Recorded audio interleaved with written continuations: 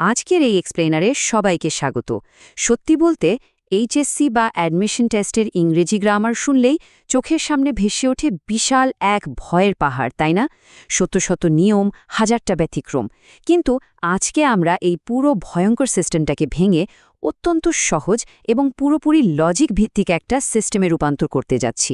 চলুন শুরু করা যাক। শুরুতেই সবচেয়ে বড় ভুল ধারণাটা ভেঙে ফেলা যাক। অনেকে ভাবেন গ্রামার মানেই বোধহয় ঘণ্টার পর ঘণ্টা শুধু নিয়ম মুখস্থ করা। একদমই না। আসলে গ্রামার হলো দারুণ কিছু প্রেডিক্টেবল বা অনুমানযোগ্য প্যাটার্নের একটা চমৎকার খেলা। একবার প্যাটার্নটা ধরে ফেললে পুরো গেমটাই একদম হাতের মুঠোয় চলে আসবে। আমাদের আজকের আলোচনার চিট শিটটা একটু দেখে নেওয়া যাক। 3 অংশের ফ্রেমওয়ার্ক, সময়ের রং, বাক্য সংযুক্ত করা, আর্টিকেলস ও প্রেপোজিশনস, এসওএস ন্যারেশন হ্যাক, আর একদম শেষে থাকছে একটা গোল্ডেন স্ট্র্যাটেজি। তো চলে আসছি আমাদের প্রথম পর্বে, 3 অংশের ফ্রেমওয়ার্ক। চলুন গ্রামারের এই বিশাল ভীতিটা একেবারে দূর করে ফেলি। 100টা নিয়ম মুখস্থ করার কোনো দরকার নেই। এর বদলে আমাদের শুধু 3টে সিম্পল ধাপের দিকে ফোকাস করতে হবে। প্রথমত, বাক্যের গঠন বা স্ট্রাকচারটা বোঝা। দ্বিতীয়ত, ভার্বের ঠিক ফর্মটা বেছে নেওয়া। আর তৃতীয়ত, পরিস্থিতি অনুযায়ী কিছু স্পেসিফিক নিয়ম অ্যাপ্লাই করা। ব্যাস, এই তো। এবার যাচ্ছি দ্বিতীয় পর্বে, সময়ের রং। এই পর্বে আমরা রাইট ফর্ম অফ ভার্বসের মতো গুরুত্বপূর্ণ টপিকটা হ্যাক করতে যাচ্ছি। একটু খেয়াল করলেই দেখবেন কিছু নির্দিষ্ট ট্রিগার শব্দ আসলে জাদুর মতো কাজ করে। যেমন ধরুন, বাক্যের মধ্যে নাও বা এখন শব্দটা আছে। এটা দেখলেই সাথে সাথে বুঝে নিতে হবে এটা প্রেজেন্ট কন্টিনিউয়াস টেন্স। আবার ইয়েস্টারডে থাকলে কোনো কথা ছাড়াই পাস্ট ইনডেফিনিট। ঠিক এভাবে শব্দ দেখে টেন্স চিনে নেওয়ার এই ট্রিকটা দারুণ কাজে দেয়। আর এই বিষয়গুলো মস্তিষ্কে একদম গেঁথে ফেলার জন্য সোর্স মেটেরিয়ালে দারুণ একটা ভিজুয়াল মেমরি হ্যাক দেওয়া হয়েছে। এর নাম সময়ের রং বা কালার্স অফ টাইম। ব্যাপারটা খুব ইন্টারেস্টিং। ধরুন, সাদা মানে সাধারণ বা প্রেজেন্ট ইনডেফিনিট, নীল মানে এখন চলছে, কালো মানে অতীত বা শেষ হয়ে গেছে, আর লাল মানে হলো অনিশ্চিত ভবিষ্যৎ। কালার দিয়ে টাইমলাইন মনে রাখার এই আইডিয়াটা আসলেই একটা গেম চেঞ্জার। এবার আসি আমাদের তৃতীয় পর্বে, বাক্য সংযুক্ত করা বা কানেক্টিং সেন্টেন্সেস। এখানে আমরা বাক্যের লজিক্যাল ফ্লো আয়ত্ত করা শিখব। কানেক্টার্সের ক্ষেত্রে স্পেশালি ইফ যুক্ত বাক্যের প্যাটার্নটা অনেকটা দাড়িপাল্লার মতো কাজ করে। একটু ভাবুন তো, বাক্যের প্রথম অংশে যে টেন্সের ওজন থাকবে সেটা দেখেই কিন্তু খুব সহজে বলে দেওয়া যায় দ্বিতীয় অংশে ঠিক কী বসবে। যেমন প্রথম অংশে প্রেজেন্ট থাকলে পরে ফিউচার হবে। এই ভারসাম্য বা ব্যালেন্সটা ধরতে পারাই হলো এখানকার আসল সিক্রেট।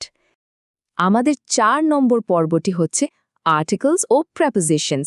পরীক্ষার্থীদের সবচেয়ে বেশি ভোগানো এই স্পেসিফিক নিয়মগুলো আমরা এখন একদম সহজ করে ফেলব।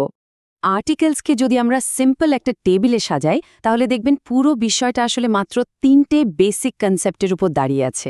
কোনো কিছুর প্রথম বা সাধারণ উল্লেখ হলে এ বা অ্যান বসবে, নির্দিষ্ট করে বোঝালে দ্য বসবে, আর যদি সেটা খেলাধুলা বা আনকাউন্টেবল নাউন হয় তাহলে কিছুই বসবে না, মানে 0 আর্টিকেল। কতটা সহজ, তাই না? প্রেপোজিশনের স্ট্র্যাটেজিটাও কিন্তু খুব স্পেসিফিক।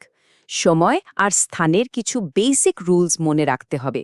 এর পাশাপাশি আবেগ বা দক্ষতা প্রকাশ করে এমন 20 থেকে 25টা ফিক্সড প্রেপোজিশনের জোড়া একদম মেমোরিতে সেট করে ফেলতে হবে।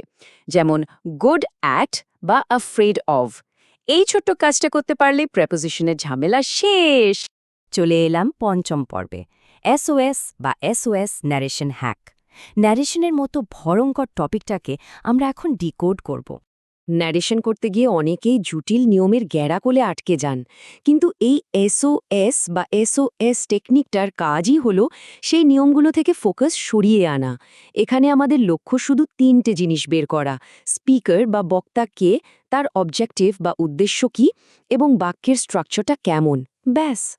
আর এই টেকনিকের ভেতরেই লুকিয়ে আছে জাদুকরি 5 সেকেন্ডের পার্সেন্ট চেঞ্জ হ্যাক।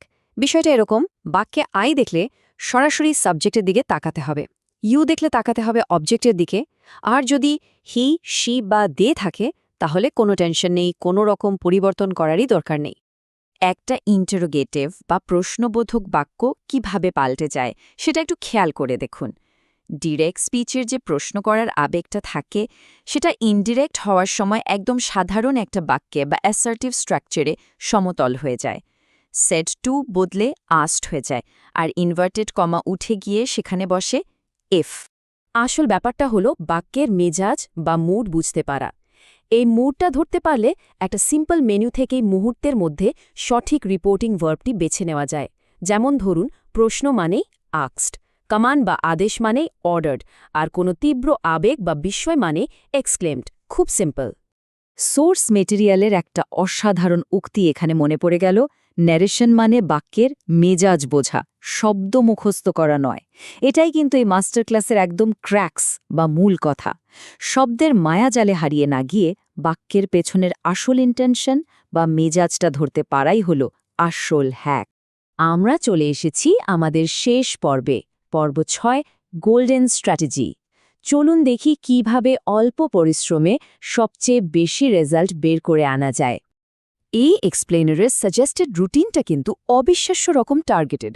প্রতিদিন 20টা রাইট ফর্ম অফ ভার্বস, 10টা আর্টিকেল ও প্রেপোজিশন আর মাত্র 5টা ন্যারেশন প্র্যাকটিস করা।